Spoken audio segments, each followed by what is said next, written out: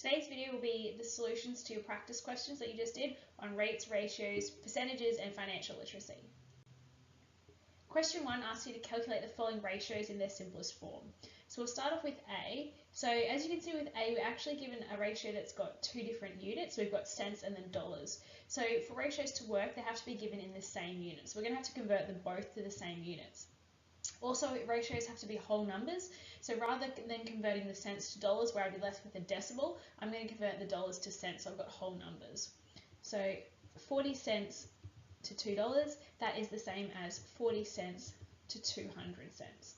So now that I've got them in the same units, I don't have to write the units anymore, so I can just write 40 is to 200, and then from there I can simplify them. So both of those numbers can obviously be divided by 40, so 40 divided by 40 is 1, 200 divided by 40 is going to be 5. So my answer is 1 is to 5.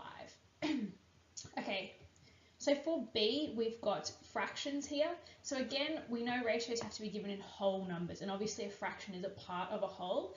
So to simplify it, we're going to have to get them into the same denominator, and from there we can simplify into whole numbers. So we'll start off with our 2/3 is to 4/5.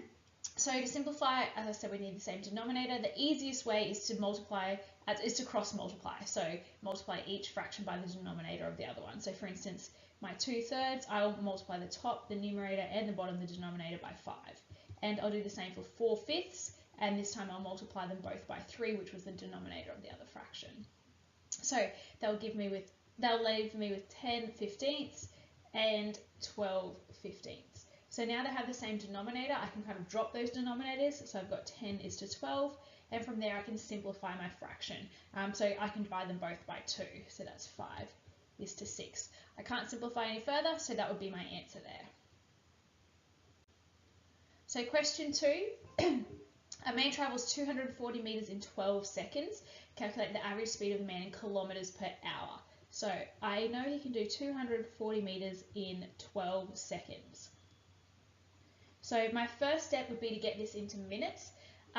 So to do that, I'm actually just going to multiply them both by 5, because if I multiply 12 seconds by 5, that will give me 60 seconds, which is obviously going to be 1 minute.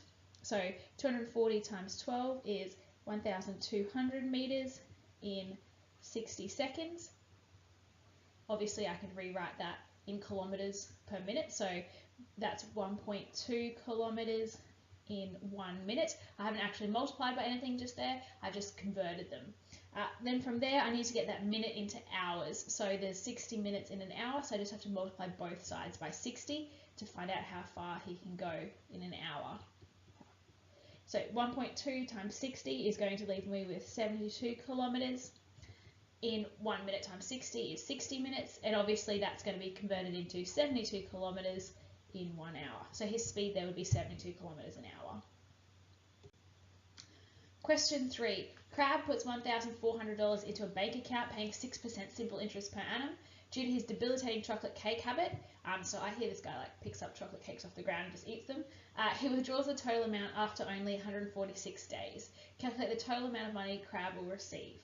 Okay, so we'll start off with our formula for simple interest, which is interest is our principal times our rate times time over 100. So what do we know? We know our principal amount, so it's 1,400. We know our rate, which is 6%. And we also know our time. So our time is actually 146 days, but time is usually written in years. So it's 146 over 365, because there's 365 days in a year. So if I put that into my calculator, I will get 0.4. So now I can put those numbers back into my formula. So that's 1,400 times 6 times 0.4 divided by 100. And that leaves me with my interest equaling $33.60. So he will receive that much interest, but obviously he still gets his principal amount back. So the total amount he will get, I'm just going to move and work over here now. Obviously you'd work down the page. So the total amount, so his total is his principal plus his interest. So he started off with 1,400, then he earned his $33.60, and that leaves him with a total amount of 1,400 $33.60. So that's how much she's going to receive in total. So question 4, Minerva purchased a 3-bedroom house for $385,000 and sold it a year later for $462,000. Calculate the percentage change in her investment. So we know our percentage change formula. So our percentage change is equal to the change over the original times by 100. So to work out the change, so the change is how much she originally paid for it minus, how much she sold it for minus how much she originally paid for it. So she sold it for $462,000 and she originally paid $385,000. There we go. So if I put that into my calculator, that's a change of $77,000.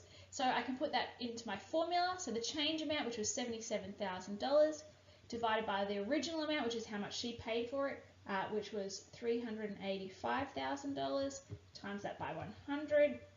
So 77,000 divided by 385,000 will give me 0.2, times that by 100 will obviously give me 20%. So therefore her percentage change on her investment would be 20%. Okay, question 5, getting onto the maths. So Arthur's favourite clothing shop is offering a buy two get a third half price offer on t-shirts. The shop next door is offering 20% off the same brand of t-shirts. The regular retail price of t-shirts in both stores is $19.95. So determine which store is the cheaper place to buy 3 t-shirts. Calculate how much you would save compared to the other store. Okay, so I will first work out how much she's going to spend at the first shop. So shop 1 was offering buy two get the third half price.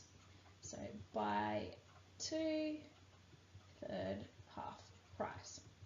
So his price for 3 shirts, so 3 shirts will be the cost of 2, so 2 times $19.95 plus the third one, which will be half price, which will be $19.95 divided by 2. So that will give me a total of $49.87.5. So I'll just round that to 2 decimal places because obviously when we're dealing with money, it obviously makes sense to round it to dollars and cents. So that's $49.88. So then in the second shop, so again you'd work down the page. So shop 2 is 20% off each shirt. Okay, so the shirts, so 3 shirts there. So it'll be 3 times the cost of a shirt, which is $19.95. But each of the shirts are actually 20% off. So because they're 20% off, you're paying 80% of the price. So to work out what 80% is, I can multiply the price by 80% as a decimal, which is 0.8. So if I put that into my calculator there, not that I needed those brackets, but just so you can see, is $47.88. So then you can see the difference in the 2 prices there. So if I wanted to work out the price difference, I'm just going to clear my screen.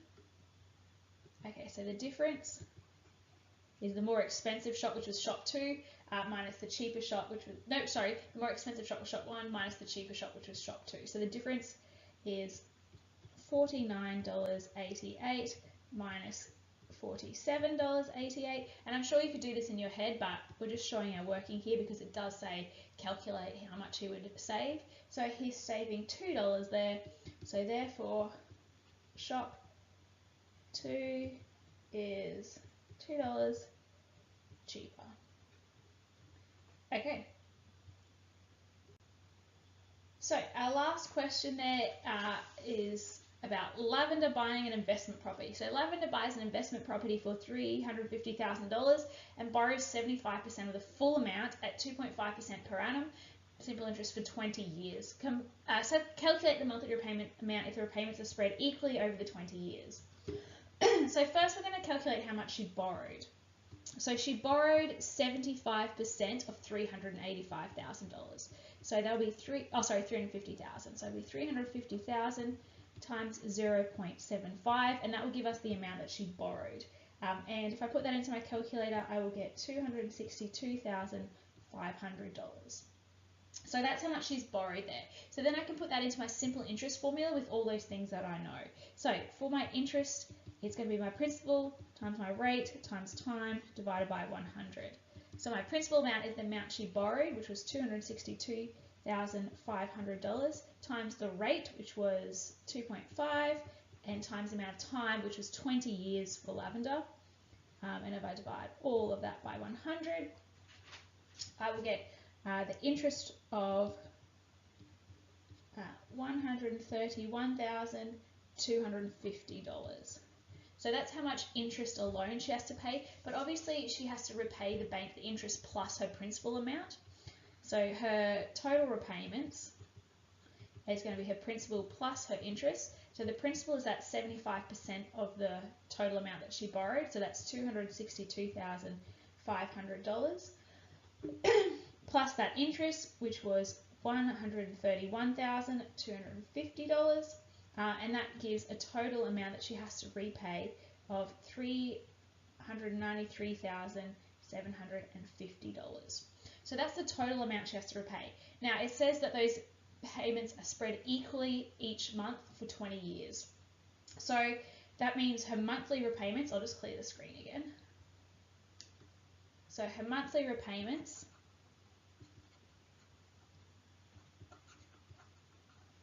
will be equal to the total amount that she has borrowed. So that includes the interest and the principal, which was $393,750. And we're going to divide that by the amount of months. So it'll be 20 years, and obviously there's 12 months per year, so that's how we'll work out how many months. So it's 393,750 divided by 240 months, because there's 240 months in 20 years, and that will give us a total of $1,640.625. I'm going to round to 2 decimal places. That's a terrible dollar sign. So I'll round to 2 decimal places because obviously we're dealing with dollars and cents. So it's $1,640.63 per month. So you would write a sentence there saying that Lavender will have to repay $1,640.63 per month over a 20-year loan. So that's the end of the solutions. As usual, if you are unsure about any of this or you need some extra help, please come and see me in class.